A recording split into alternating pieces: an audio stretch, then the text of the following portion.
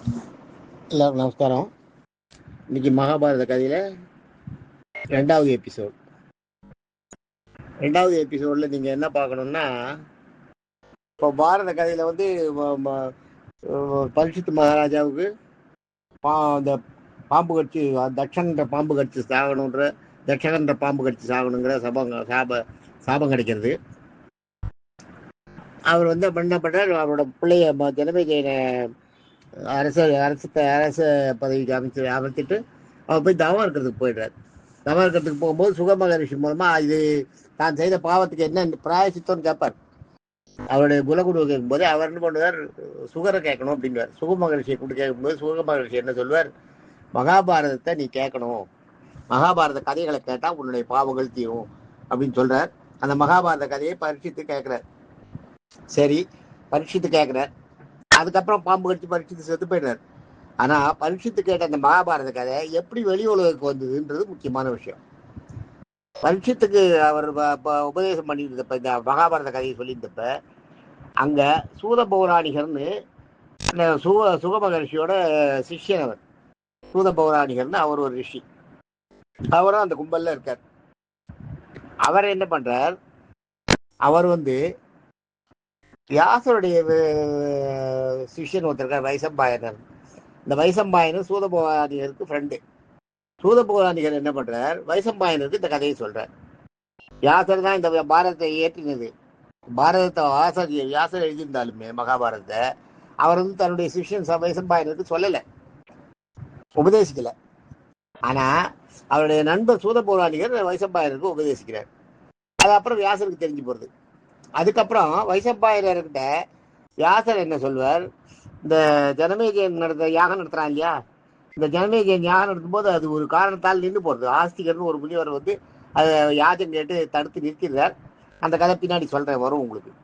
அந்த அந்த கதையை தடுத்து நிறுத்தின உடனே இந்த ஜனமேஜயன் வந்து அந்த அவசர்ப்ப யாகம் நம்ம சரியா பண்ண முடியல, சத்ரயாகம்னு பேர் இருக்கு. அபசர்ப்ப யாகம் பேரு, சத்ரயாகம் பேரு. சத்ரயாகம்னா சத்துருக்களை ஒழிக்கிற யாகம், சத்ருன்ற மேதான் சத்ரயாகம். அதை வந்து இந்த ஜனமேஜயனுக்கு வந்து மனசு ரொம்ப தெளிவில்லாம கடந்து அவஸ்தப்படுறான், இந்த யாகம் நின்று போச்சுன்னு ரொம்ப வேதனைப்படுறான். அவன் வேதனைப்படும் போது என்ன சொல்றார், வியாசர் அந்த இடத்துல வர்றார்.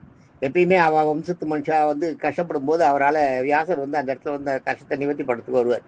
அவருடைய வம்சம் இந்த இஸ்வாக வம்சம் இருக்கு இல்லையா, அந்த வம்சம், அந்த கௌரவ வம்சம், பாண்டவர்கள், கௌரவர்லேருந்து பிரிந்தவர்கள் பாண்டவர்கள், அந்த அந்த பௌரவ வம்சம் வரவா ராஜாக்களுக்கு வந்து ஒரு குழப்பமான சூழ்நிலை இருக்கும்போது, முடிவெடுக்க முடியாத இருக்கும்போது வியாசர் பிரசன்னமாக வரோம். அது மாதிரி அவர் ஒரு பிரதிஜை எடுத்துட்டு இருக்கார். அந்த இதில் வியாசர் வர்றாருங்க. வியாசர் வரும்போது வியாசர்கிட்ட இந்த ஜனமேஜயன் சொல்கிறான், இந்த மாதிரி என்னோட இதுவே இது மாதிரி ஆயிடுச்சு, இந்த விஷயமே வெளியில் தெரியாத போயிடும் போல இருக்கு, நான் ரொம்ப மனசு குழம்பி போயிருக்கேன், என்னோட யாகம் வந்து நடக்காமல் போயிடுது, இதனோட பலன் எப்படியெல்லாம் எனக்கு எதிராக திரும்புமோ தெரியல, இதெல்லாம் எனக்கு ரொம்ப குழப்பமா இருக்கு. ஒரு யாஜகம் வந்து அங்கே அந்த யாகத்தில் கேட்டார். எப்பயுமே யாகத்தில் வந்து யாஜகம் கேட்டால் கொடுக்காம இருக்கவே கூடாது. அதனால்தான் மகாபலியும் வாமனருக்கு வந்து 3 மண்ணு கொடுக்கறதுக்கு ஒத்துனான். சுக்கராச்சாரிய தடுத்துமே ஒத்துட்டான்.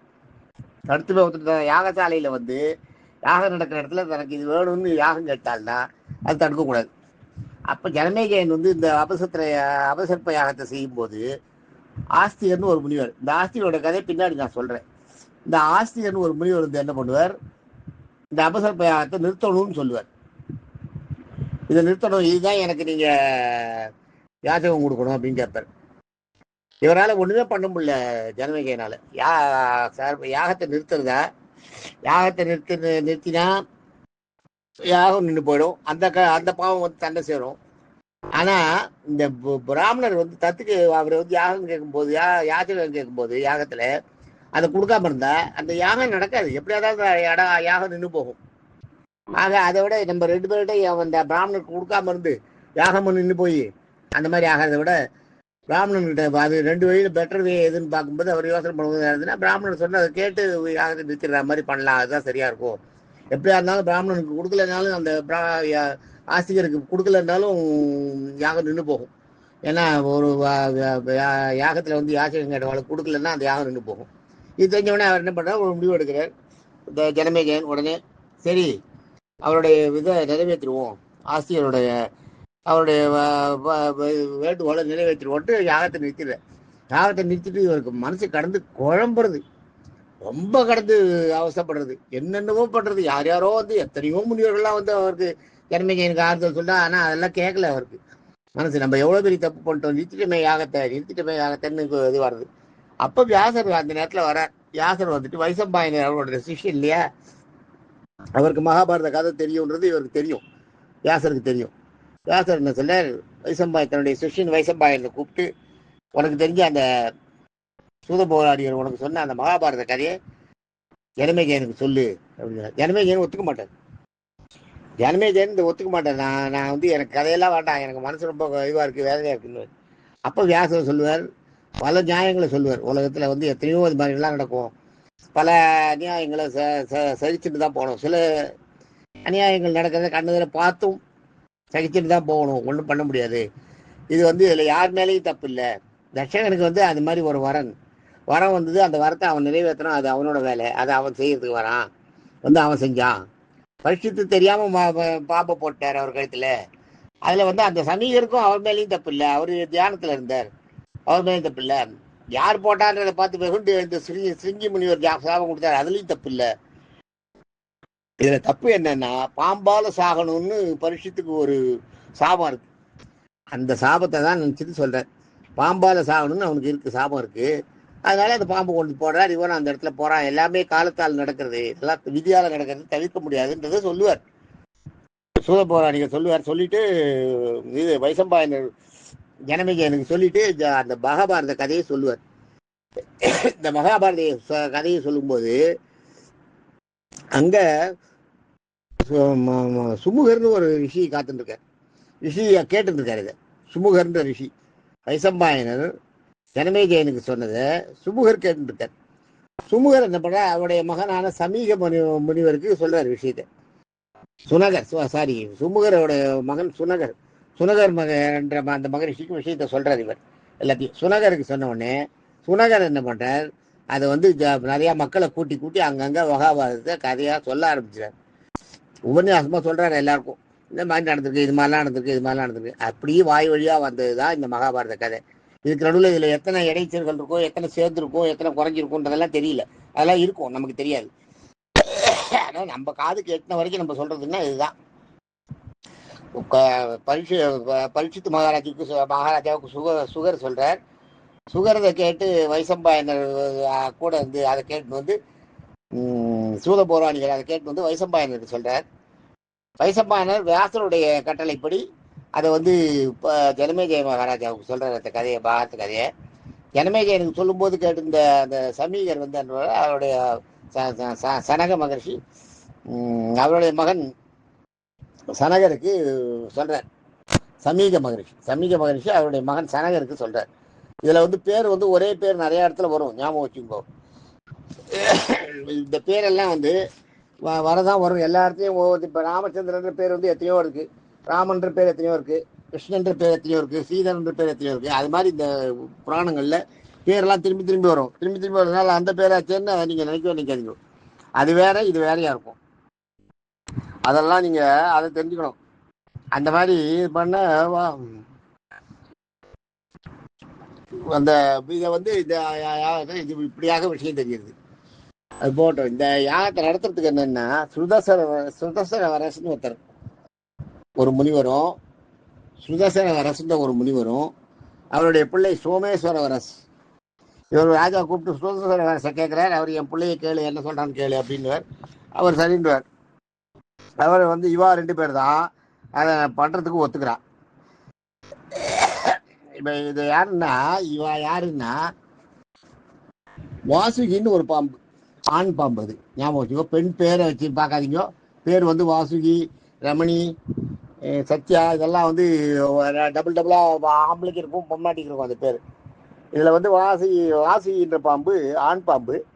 வாசுகின்ற பாம்புக்கும் கிருதாஜின்ற ஒரு அப்சரஸ் பெண்ணுக்கும் பிறந்தவர் தான் இந்த சுதசரவரஸ். இந்த சுதசரவரஸ் பாம்பை கலந்துருந்தா கூட பாம்பு ராஜன். நம்ம வாசுகி வந்து பாம்பு ராஜன் ஆகிறான். அந்த கதையை நான் அப்புறம் சொல்றேன். ஆதிசேஷன் தான் முதல்ல ராஜாவா இருக்கான். ஆதிசேஷனுக்கு வந்து ஒரு சூழ்நிலை ஆதிசேஷன் விட்டுட்டு போற மாதிரி ஆயிடுறது. அந்த நேரத்தில் வாசுகியை ராஜா பார்க்குறேன். வாசுகியோட புள்ள தான் இந்த சுதசரவரஸ். வாசுகிக்கும் கிருதாஜின்ற ஒரு அப்சரஸ் பெண்ணுக்கு பிறந்தவன் தான் இந்த சுதசரவரஸ். அவருடைய பிறந்த தான் சோமசரவரஸ். இந்த சுதசரவரசை இந்த வாசுகி தனக்கே பிறந்திருந்தா கூட நாகர்களுடைய அந்த நாகர் இவ வந்து தன்னோட பிள்ளைன்னு யோசிக்கிறார். ஆனால் நாகர்கள்லாம் ஒன்றா சேர்ந்துட்டு என்ன பண்ணுறா, எப்படியாலும் இந்த சுதசரவரஸ் வந்து அப்சரஸுக்கு பிறந்தவன் இல்லையா, நாககன்னிக்கு பிறக்கல. அதனால இவர் மேலே ஒரு துவேஷம் பார்த்துட்டே இருக்கா, ஒரு மாற்றாந்தாய் மனப்பான்மை பண்ணிகிட்டே இருக்கா. இந்த நாகர்களுடைய ராஜான்றதுனால வாசுகி வந்து நாகராஜான்றதுனால அவர் என்ன பண்றார், வாசுகி என்ன பண்றார், இந்த சுதசரவரசை கூட்டத்தை விட்டு வெளியே அனுப்பிடுறார்.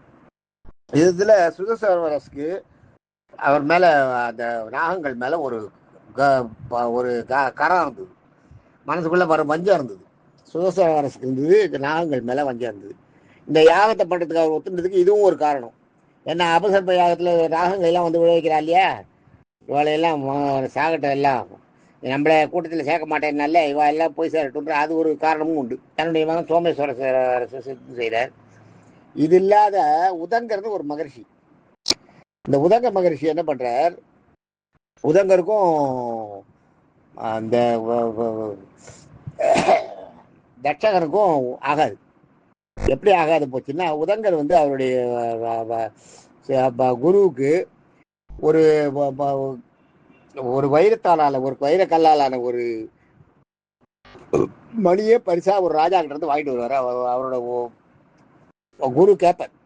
குரு இவரோட அந்த பரீட்சை காலம் முடிஞ்ச உடனே குரு இவர்கிட்ட என்ன தட்சணை வேணும்னு கேட்பார். எனக்கு இந்த ராஜா கிட்ட இருக்க இந்த மணி வேணும்னுவார். இவ போய் கேட்பா. அந்த இவர் உத்தங்கர் வந்து போய் கேட்பார். உதங்கர் போய் கேட்ட உடனே அவள் அந்த அந்த ராணி அந்த ரிஷி கேட்டதுனால கொடுத்துருவா அந்த மணியை. அந்த மணியை எடுத்துட்டு இவர் கொண்டு ராஜாவுக்கு இந்த தன்னுடைய குரு கொடுக்கலான்ட்டு வரும்போது வர வழியில இந்த தட்சகன் பார்க்குறான். தட்சகனுக்கு அந்த மணி மேலே எப்பயுமே ஒரு கண்ணு. இவர் ஏமாறுற நேரத்தில் அந்த மணியை தூக்கிட்டு ஒரு பொந்துக்குள்ள ஒரு வலைக்குள்ள போய் புந்துடுறான். புத்துக்குள்ள பூந்தவொடனே இவரால் எடுக்க முடியாது. ரொம்ப கஷ்டப்பட்டு அப்புறம் போய் குரு கிட்ட சொல்லி குருவோட ஆளெல்லாம் வந்து புத்தை நோண்டி கீண்டி அதுக்கப்புறம் பார்த்தா தட்சன் என்ன பண்ணுறான், இதுக்கு மேலே வர வழி இல்லைன்ட்டு புத்துக்குள்ளேயே அந்த மணியை வச்சுட்டு ஓடி போயிடுறான். ஓடி போயிடுறப்ப அதை எடுத்துன்னு வந்துடுறா. இந்த நம்மளை வந்து எவ்வளோ பெரிய ஒரு அசிங்கப்படுத்திட்டாங்க, நம்ம எடுத்துன்னு வந்து அபகரிச்சுன்னு போனான் இல்லையா தட்சன். அதனால உதங்கருக்கு வந்து தட்சன் மேலே ஒரு கருவம், அந்த கரம் இருந்துகிட்டே இருந்தது. ஆக அந்த உதங்கரும் என்ன பண்றார், அவர்கிட்ட சொல்றாரு இந்த இவர்கிட்ட ஜனமேஜன்கிட்ட, இந்த யாகத்தை பண்ணு, நாகங்கள்லாம் வரட்டும். அதுவும் ஜனமேஜன் வந்து அந்த தட்சகன் மேலதான் குறியா இருக்கார். ஜனமேஜன் தட்சகனை கொள்றானே இவருக்கு சந்தோஷமா இருக்கு. உதங்கருக்கு என்ன பண்றாரு, போய் அதை சொல்றாரு அவர்கிட்ட, அதை பண்ணுன்றார். அதே மாதிரி அந்த சுதசரவரசும் தட்சணை வந்து எப்படியும் இந்த பாம்பு இனங்களை அழிக்கணுன்றதுல ரெடியா இருக்க. அதனால தான் இந்த யாகத்தை படத்தை ஒத்துக்கிறேன். சாதாரணமா இந்த மாதிரி யாகத்தை யாரும் இந்த இதை பண்ண மாட்டான். சத்திர யாகம்னு பேர் இருக்கு. சத்திர யாகத்தை வந்து யாரும் எடுத்து பண்ண மாட்டான் அவ்வளோ சீக்கிரம். ஏன்னா அதில் ஏதாவது ஒரு தப்பு நடந்ததுன்னா அது அவளையே பாதிக்கும். அதை தெரிஞ்சுதான் இதை அந்த சுதசரவரசும் அவருடைய பிள்ளை சோமசரவரசும் பட்டத்துக்கு ஒத்துக்கிறான். அதை ஒத்துந்து அந்த யாகத்தை பண்ண ஆரம்பிக்கிறா. நாளைக்கு யாகத்தை பண்ணும்போது என்ன நடக்கிறதுன்றதை பற்றி பார்ப்போம். இன்னைக்கு நம்ம பார்த்துட்டது என்னன்னா, அந்த ரிஷிகளுடைய இந்த கதை எப்படி வெளியில வந்தது, இந்த யாகம் எப்படி நடந்தது, அதை நடத்துறதுக்கு யார் காரணம், உதங்கருடைய தூண்டுதலும் சுதசரவரசு ஒத்துன்றதும் காரணம். அதுக்கு என்ன காரணம்ன்றதையும் நம்ம பார்த்துட்டோம். நாளைக்கு கதையோட மீதியை பார்ப்போம். தேங்க்யூ.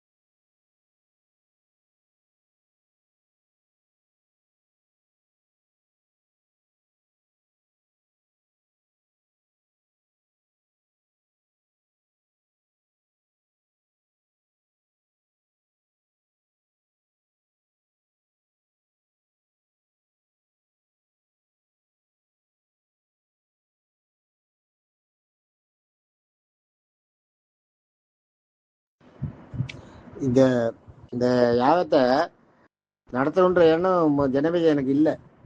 ஆனா உதங்கறதா அவனை தூண்டுறாரு, இதை நடத்து, இந்த பாம்புகள்லாம் வந்து விழுட்டு சாகட்டும், இந்த மாதிரி தட்சகனை வந்து பழி வாங்கணும், தட்சகன் இந்த மாதிரி ஏன்னா தட்சகனை பழி வாங்கிறதுக்கு இவருக்கு வேற எண்ணம் மனசுல. அதனாலதான் அந்த குறியல் மைண்ட் அது அவரை மனசுல வச்சுட்டு அவரை வந்து தூண்டி விடுறாரு. இவரை தட்சனை இது ஜனமேஜயனை. ஜனமேஜயனுக்கு முதல்ல பரீட்சித் மகாராஜா சரி அவர் காலம் முடிஞ்சு போச்சு, வியாசர் சொன்ன மாதிரி தான் அவர் மனசுல நினைச்சிட்டு இருக்காரு. ஆனா இந்த யாகத்தை செய்யறதுக்கு தூண்டினது உதங்கர் தான். உதங்கர் தூண்டின அப்புறம் தான் அவர் போய் ஆள் தேடுறாரு யார் பண்ணுவார்னு. எந்த முனிவர்கிட்ட போனாலும் ஒத்துக்க மாட்டேங்கிறா. அதுக்கப்புறம் தான் அவர் ஸ்ருதசரவரசியும் அந்த சோமசரவரசியும் ஃபிக்ஸ் பண்றாரு. அவா 2 பேருக்கும் ஏன் இந்த யாகத்துக்கு இது மாதிரி தான் இருக்கும். இந்த பாரத கதைகள் ஃபுல்லாவே இப்படிதான் இருக்கும். ஒண்ணுக்கு ஒண்ணு ஏதாவது ஒரு காரணம் இருக்கும். ஒரு காரணத்தால தான் அவள் அதை பண்ணுவா. அந்த மாதிரி தான் இருக்கும். அவளுக்கு பகை வரத்துக்குள்ள ஒரு காரணம், அவளுக்கு இந்த பகை வரத்துக்கு இன்னொரு காரணம், அது இந்த வேளுக்கு இந்த பகை இருக்கிறதுக்கு ஒரு காரணம். இதெல்லாம் ஒன்னா சேரும். ஒன்னா சேரும்போது அந்த காரியம் நடக்கும். அந்த மாதிரி இருக்கும்.